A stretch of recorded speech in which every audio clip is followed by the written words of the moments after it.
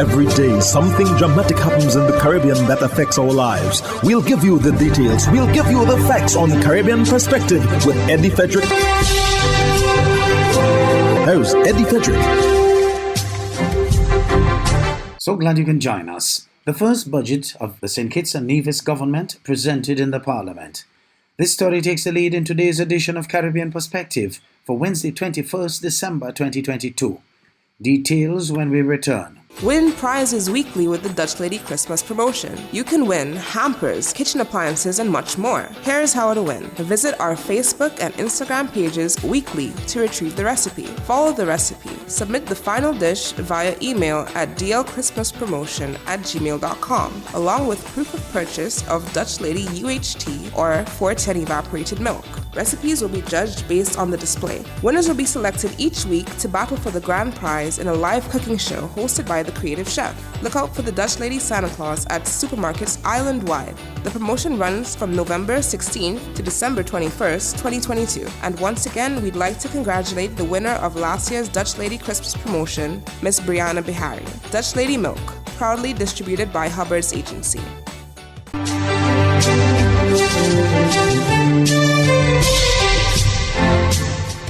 Welcome back.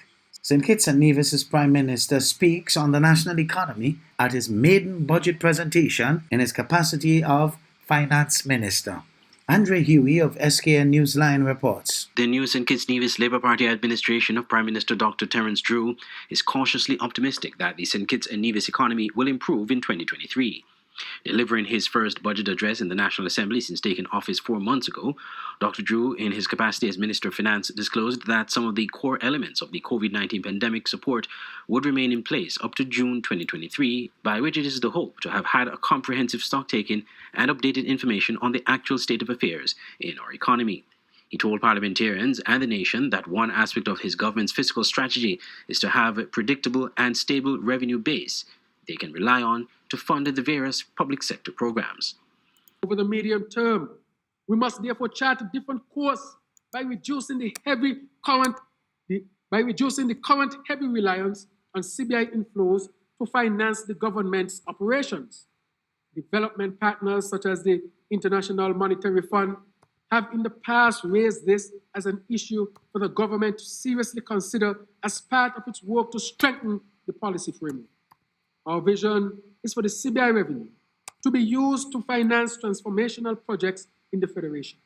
The CBI program would be better utilized to bring about vast improvements in our country's health and education sectors. It would be better utilized to enhance our public infrastructure, including our roads, electricity, and water supplies. The program could be of great assistance in the digital transformation of our economy, as well as our transitioning of the green and blue economies. The development of resilient infrastructure would undoubtedly attract further investments to our shores and allow our people to capitalize on emerging opportunities. The Prime Minister further stated that other measures include containing and reprioritizing government expenditure, designing an appropriate framework for the introduction of fiscal rules to guide and strengthen government's fiscal operations, completing the work for the establishment of a sovereign wealth fund, and reviewing the Protection of Employment Act, specifically those sections that pertain to severance payments and long service gratuity, to ensure the severance payment fund is sustainable, contributions to the fund are adequate, and any loopholes in the legislation are closed. Andre Huey, SK&N Newsline. Meanwhile, the opposition in St. Kitts and Nevis calls for a new focus for the CBI. In tackling the possible threats against the St. Kitts and Nevis Citizenship by Investment Program, it would be prudent to de-emphasize an annual number of citizenships granted and instead turn to existing economic citizens as means of expanding investment in the country, according to Mark Brantley, leader of the parliamentary opposition in the National Assembly. Brantley believes a special extension of the Citizenship by Investment Unit should be set up to reach out and to engage the country's economic citizens for the purpose of encouraging their participation in the development of St. Kitts and Nevis. We have the baked-in population out there that we are not accessing because nobody pays any attention to them. And I'm suggesting that it is time, what I'm calling value added, we must venture deeper into CBI and move away from this crowd that is going down a path. And I believe that those, because see where I started by talking about those big countries that have the ability to hurt our program. That when you go to them with these kinds of ideas and you say to them, listen, I'm no longer in any race with anybody. I have 30,000+ citizens out there, their kitchens and divisions. Those are who now I'm going to leverage. This is my part of my diaspora. I'm going to the diaspora and I'm asking the diaspora for investment. I'm asking them to visit, come home to St. Kitts Nevis. I am pretty sure that if we could tap into those people, particularly when we have the different periods of the year, that we can get our hotel rooms that lie empty. These people can come. Let them stay at the Marriott, let them stay at the Park Hyatt, let them stay at the Four Seasons. Let them come and experience. We don't need all of them to fall in love with us, we only need a few. But if we get a few, and we get what they bring with them, which is considerably deep pockets, I believe that we start now to get value added from the CBI. Brantley also appealed for the strongest due diligence processes and to establish a high-level standard and price under the CBI program. Glenn Bart reporting for SK&N Newsline. You're listening to Caribbean Perspective with Eddie Frederick.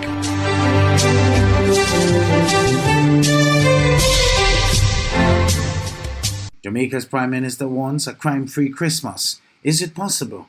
More in this TVJ News item with Jamila Maitland. The event was the handing over of a house under the government's social housing program in Knockpatrick, Manchester. Stacey Stevens is the latest recipient. But even as they smile, there's an ugly truth which threatens to disrupt the peace in several communities in the parish: increasing crime. I am aware that the Jamaica Defence Force has increased its presence and its operations in the parish. Certainly, they have been conducting exercises within the town of Mandeville itself, and some of you would have seen their operations. Next week, the states of public emergency declared in several parishes will expire days before Jamaicans celebrate Christmas, amid concerns about increased criminal activity after the government is contemplating using the crime-fighting measure again. When the SOEs expire, that the government will seriously and carefully consider the application of a new state of public emergency to ensure that we can save more lives. Mr. Holness further dispelled assertions that the government is not open to having dialogue with the opposition on reaching a consensus on crime. We will continue to hold out hopes that there can be a bipartisan approach to solving crime. But in the middle of this organized criminal activities, where the criminals relish whenever there is a divide as to how we should treat with crime, they are continuing their criminal acts. Jamila Maitland, TVJ News.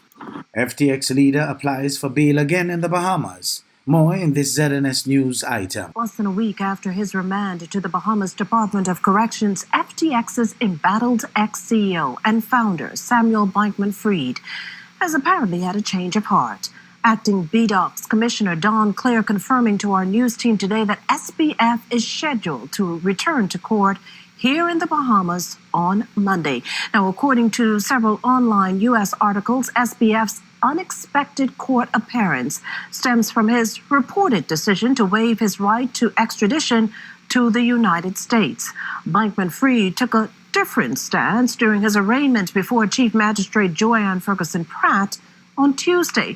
Now, just to make things clear, the 30-year-old once crypto billionaire faces an 8-count indictment filed by the U.S. Department of Justice. If found guilty on all, that's up to 115 years behind bars in the United States.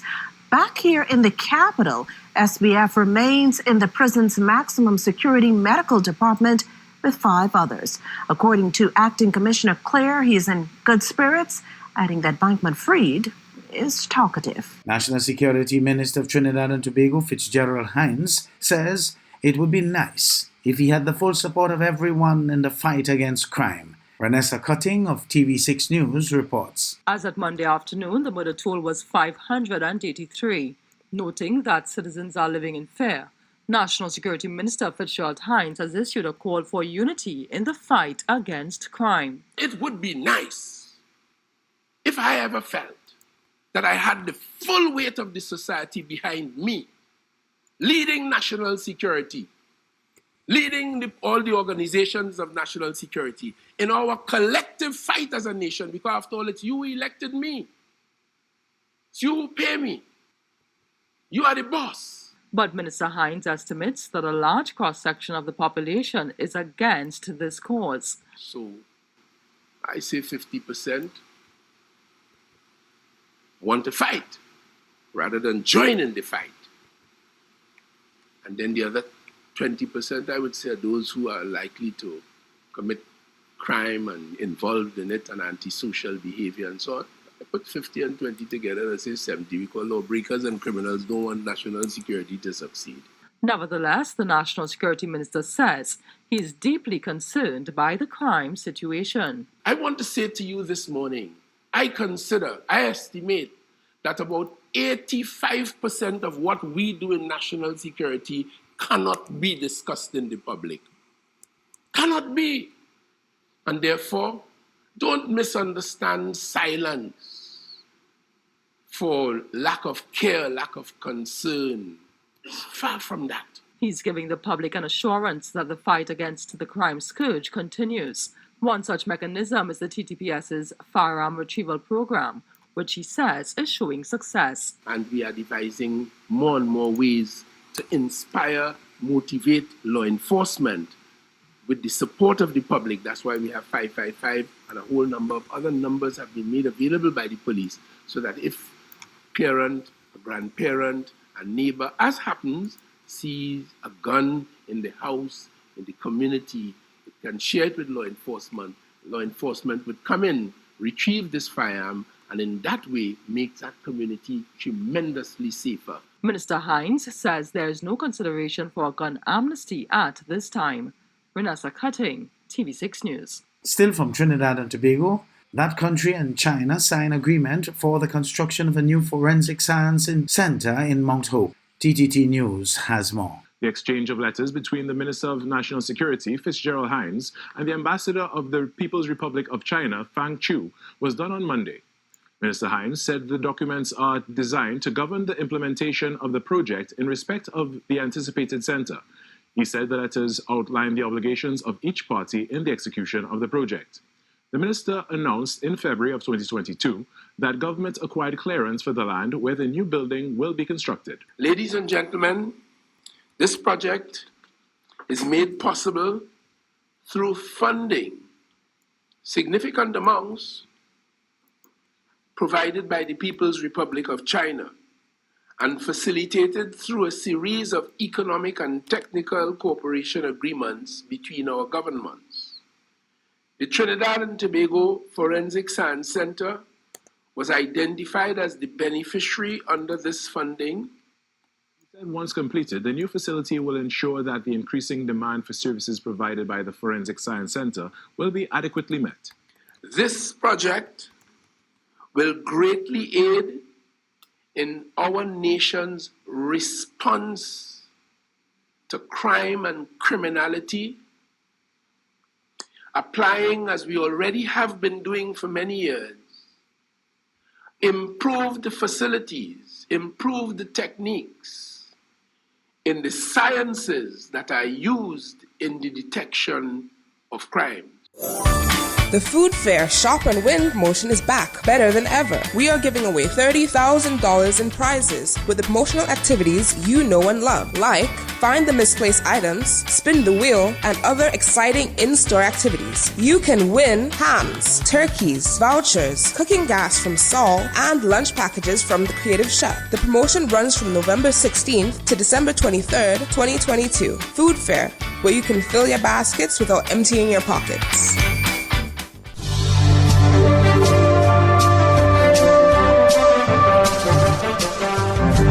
I am Eddie Frederick. This has been Caribbean Perspective, a whole new approach to highlighting developments in the Caribbean. In the meantime, please continue to log on to CaribbeanPerspective.com for more daily news and more.